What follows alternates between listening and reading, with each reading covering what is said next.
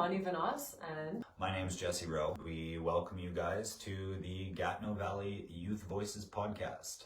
Every week we are hoping to have a podcast put up, invite on some special guests or just ourselves, talk about topics concerning youth and things that are, I guess, pressing in the community that youth, and this could be anybody ranging all the way up to 20s, 30s, whatever. If you guys have something that you feel very strongly about, you guys have an opinion or something and you want to get it heard, we're hoping that this is going to be the space that you guys can come and feel comfortable and feel welcome and be able to share that with your community and your friends. Just hopefully have a set of ears, share whatever's concerning you. yeah, we really feel that the future of our community, the future depends on what happens now with youth and how much youth are supported now and how much we can listen to what young people need. So it's our job to do that, and we're really excited about making this a place where you feel like coming to share. Yeah.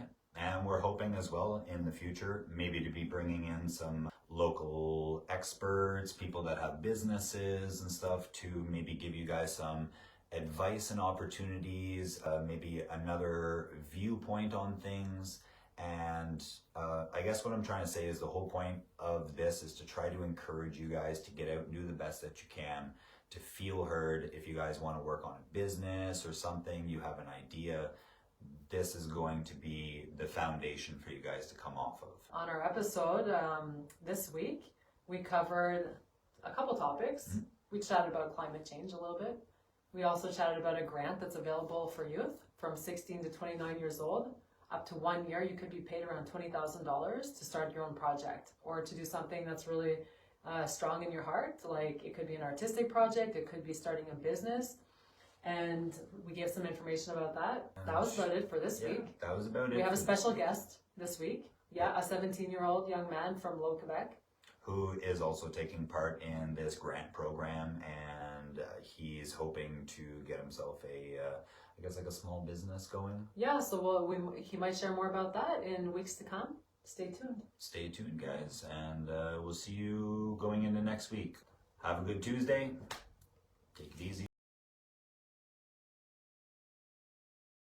If I was to say, Liam, do you see any ways that climate change is affecting your life? As a snowboarder, as a skier, as, I don't know. Yeah. Future home builder. I think I would think of that whenever I'm skiing.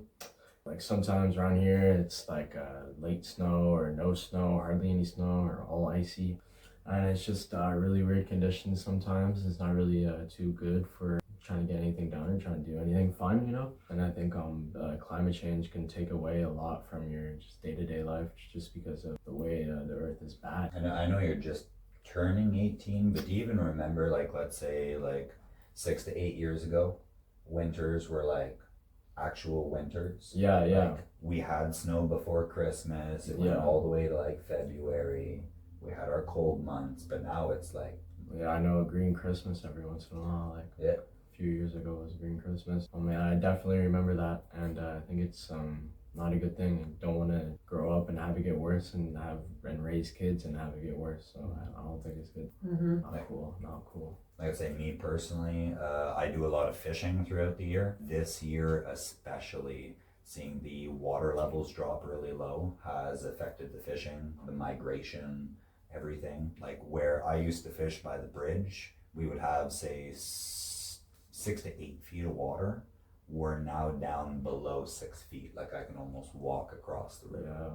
Yeah. I know that there's certain places out in Ontario, certain lakes and rivers, you can now see the river beds for them. And I heard a really crazy story from my neighbor the other day who's really up to date with everything. And there was, I think it's in somewhere in the Arctic or I don't know where, but there's a migration journey for the orcas that they take every year.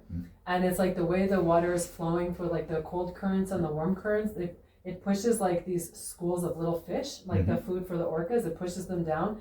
And they basically found all these dead orcas died of starvation because now the flow isn't happening because the currents aren't flowing. They even take cues, temperature cues in the water.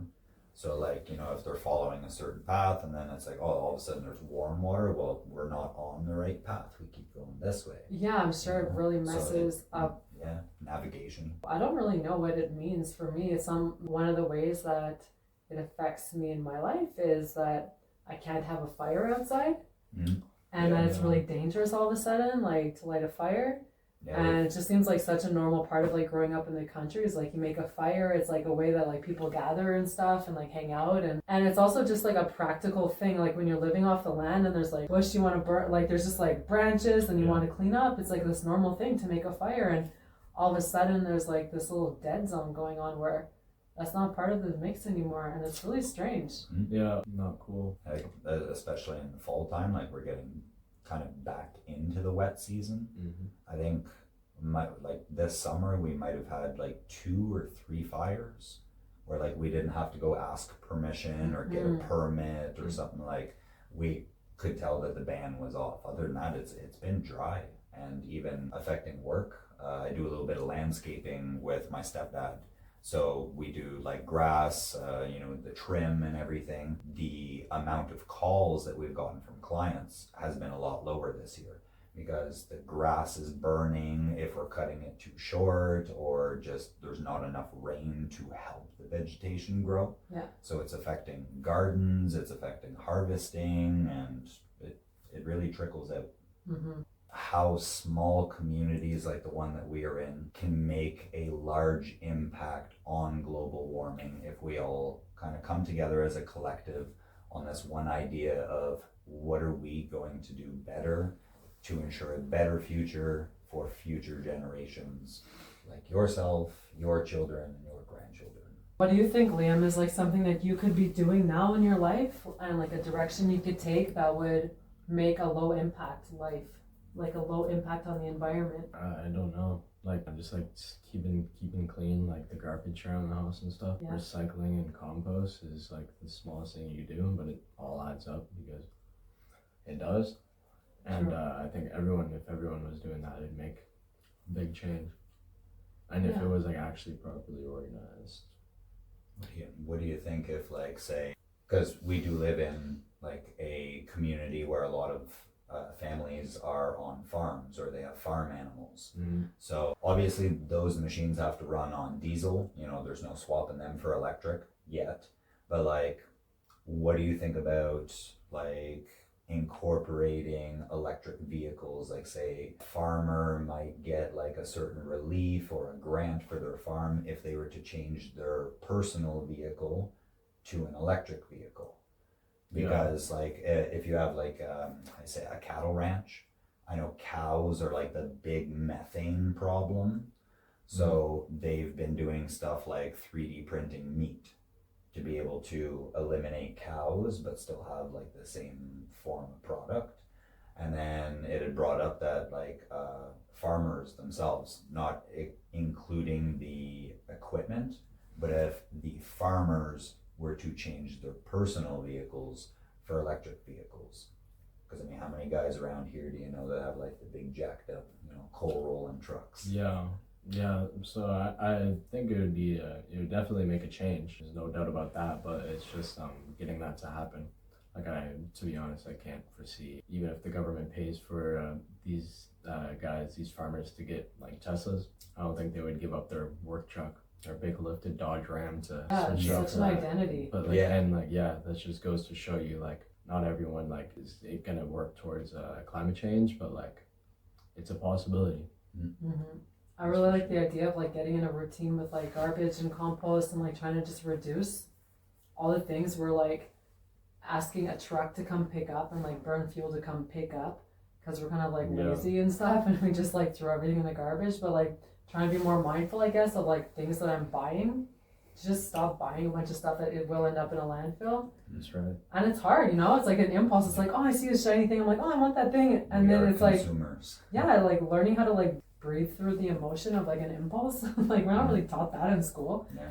But I don't know. Learning how to live in community together could be a really interesting way of, learning how to live like on like a piece of land with more families maybe could be a way. Well, so I mean, if we're extending the podcast and talking to the viewers, if anybody has any ideas, questions, comments, feel free to write myself or Bonnie, and we could, I don't know, maybe get you guys onto the show, come have an interview with us, talk about whatever's concerning you, whatever's grinding your gears, get it up, get it on camera, get it heard by the community. Just want to, I guess, wrap this up by saying thank you for coming on, having a small little chit chat with us, giving us your side, your opinion. Thank you for joining me on the first Gatineau Valley Youth Voices podcast. Any future episodes will hopefully be posted up onto the Facebook Live. We'll try to leave links for everybody to be able to click on. We'll let you know when the next episode will be aired. That's it. Ciao for now, guys. Thank you.